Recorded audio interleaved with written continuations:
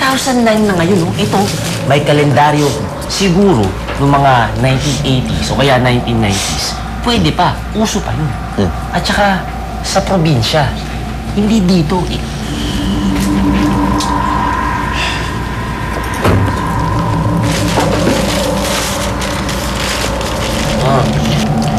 Kapag bilog ang buwan, maraming nabubuhay na halimaw. Kahapon, bilog ang buwan. Tatagal pa to ng 3 pang araw. That's right, sir.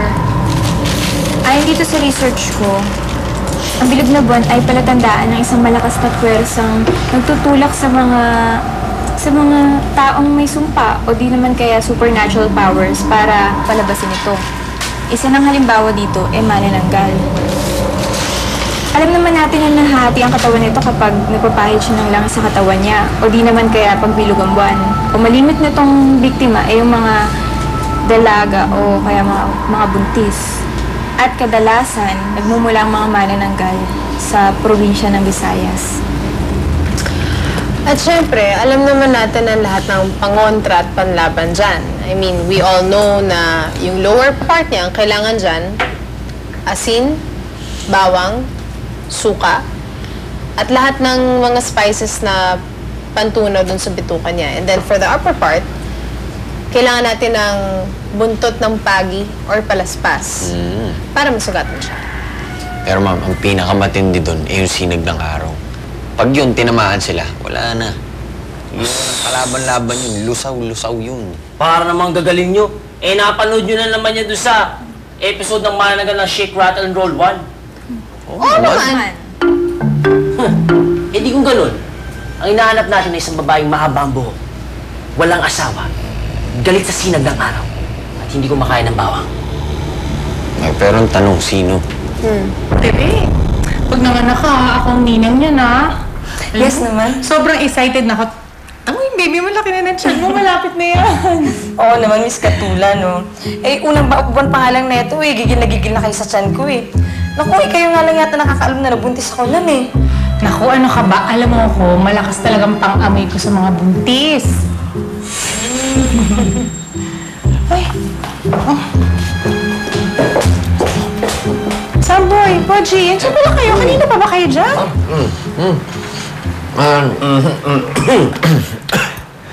Ma'am, yung tungkol po ito dun sa biktima kagabi na malapit sa campus. Ngayon lang po ba nangyari ito sa inyo na isang estudyante nyo ang nabiktima? Oo alam mo, unang kaso to. Pero sa tingin ko, huli na to.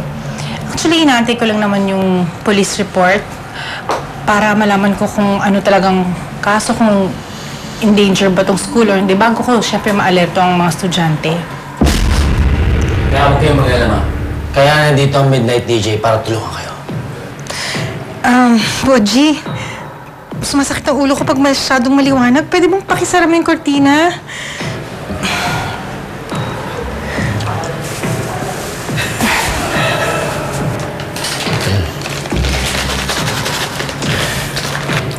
Ma'am?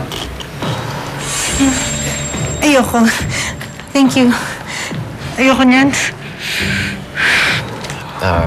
Ma'am? Yung biktima po ba, nakita nyo? Grabe yung itsura niya. Oo, nakita ko yun kanina. Dumaan ako pero ang dami ko kasing meetings kaya umalis din ako kagad. Mayon ko na lang muna kayo. Ang dami ko pa kasing gagawin. Sige, salamat.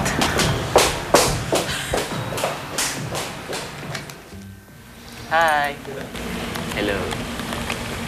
Tigilan mo nga yan. Oh, bakit? Minor pa yung mga yan. Ano, ako nung college ako, 20 na ako 10 years ago yun. Uy. Uy, thank Uy. Samboy, Oh, parang... Di pa rin ako makapaniwala kasi parang ang aga naman ata masyado na magkaroon ka ng suspect. I mean, we've just been here for a day. Alam ko po yan, ma'am. Pero talagang medyo iba lang yung pakiramdam ko